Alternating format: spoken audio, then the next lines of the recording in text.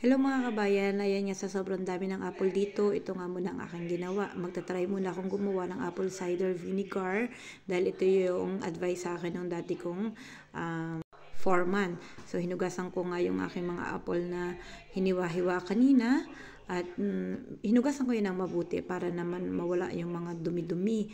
At ito nga yung aking paglalagyan, pitchil. Wala namang problema dyan kahit walang takip kasi yan naman itatakloban natin ng puting cloth. Ayan, tapos after nating linisin yan, saka ko naman ilalagay itong mga apple na ito na aking hinugasan.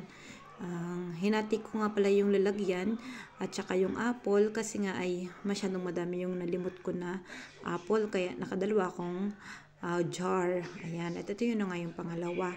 May inilagay na ako dyan na asukal. After ko malagyan ng tubig, nilagay ko yung asukal na 1 kutsara, tapos 2 kutsarang asin.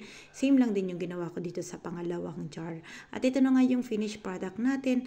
At yan ay tinakloban ko na ng puting cloth. At yan ay iimba ko ng 1 buwan. See you after 1 month. Thank you for watching.